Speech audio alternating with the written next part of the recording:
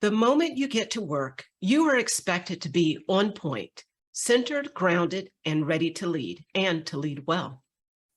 This is an unspoken agreement that you made when you accepted your leadership position, and you agreed to do it every single day, rain or shine, with employees you selected and those you inherited.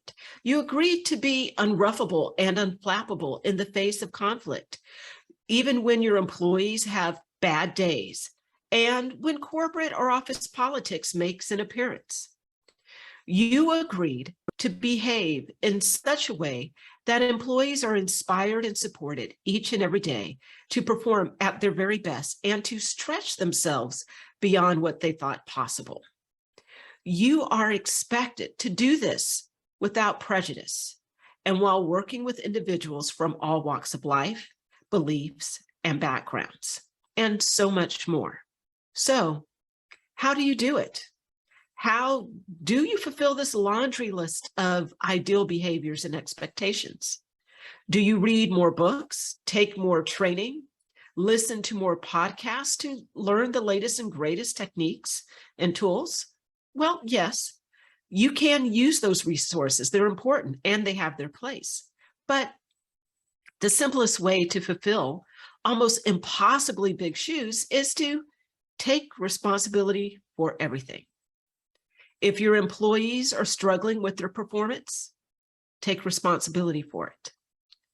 If you come into work with a bad attitude and spew negativity all over the place, take responsibility for it.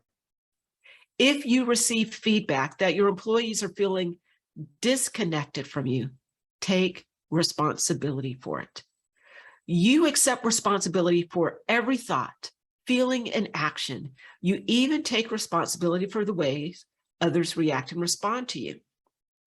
Johann Wolfgang von Goethe once said, "It is my daily mood that makes the weather. I possess tremendous power to make life miserable or joyous. I can be a tool of torture or an instrument of inspiration. I can humiliate or humor, hurt or heal. In all situations, it is my response that decides whether a crisis is escalated or de-escalated, and a person is humanized or dehumanized. If we treat people as they are, we make them worse. If we treat people as they ought to be, we help them become what they are capable of becoming." Those are about 92 powerful words. 92 powerful words that every leader should keep in mind and practice living. Now that you have a pretty robust definition of what it means to be responsible for everything, let's break it down into your responsibilities as a leader. And let's look at three parts. The first part, general or baseline, which includes how you show up from minute one of your workday. Next is situational leadership, which includes being an adaptable leader. And the third is managing differences, which includes conflict resolution. So if we're looking at your general or baseline responsibility, what does showing up ready to lead really look like for you? And if you had to carry this showing up ready to lead mood throughout the day, do you have the energy to do it? Each and every one of us has a baseline of contentment and happiness. If you're like most people, you didn't consciously choose your baseline. It just was. And it's because of this baseline that you sometimes get triggered and act out or hold yourself back.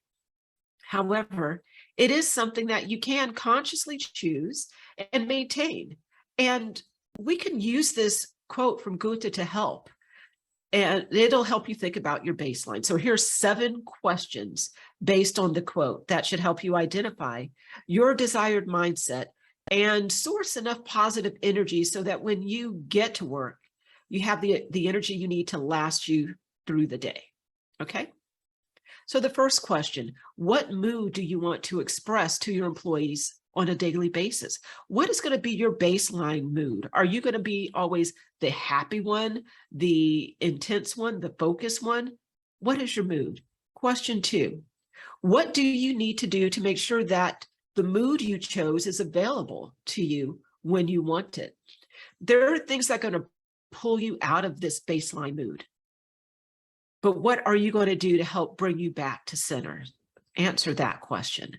Question 3, what can you do to make life more joyous for your employees? When your employees enjoy coming to work, they're going to be more productive. What can you do? Again, this is going to help inform your baseline. Question 4, how can you become an instrument of inspiration? You shouldn't be tearing people down. People should be lifted up just by your presence. What do you need to do to become someone that's inspiring? Question 5, what can you do to create more humor in your lives? Work shouldn't just be blah, getting things done.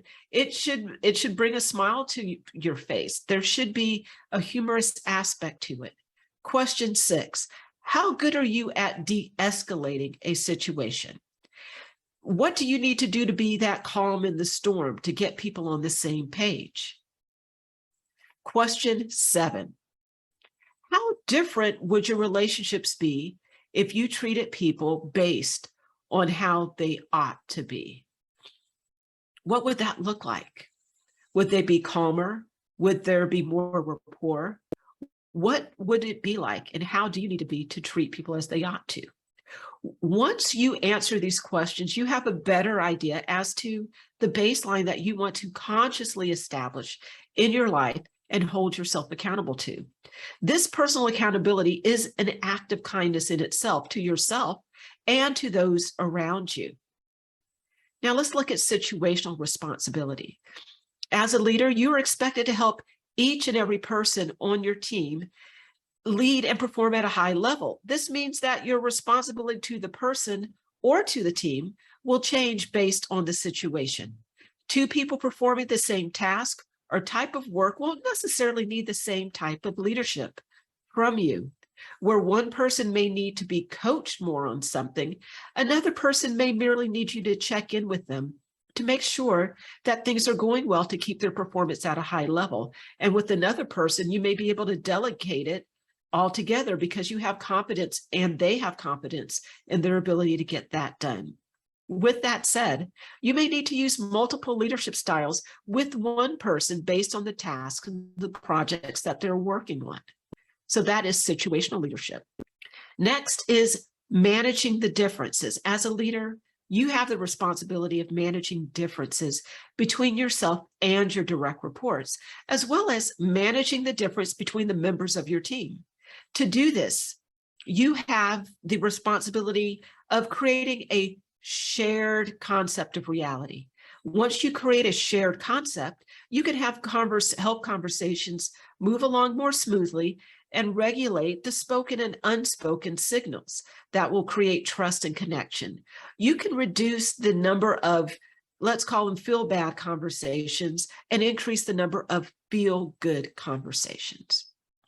When you take 100% responsibility for your life, including the part of your life spent at work, leading others, then you stop making excuses and your dysfunctions will no longer hold you captive. You'll cease to be a victim of the things that happen at work, which will lead to more peace, joy, and harmony.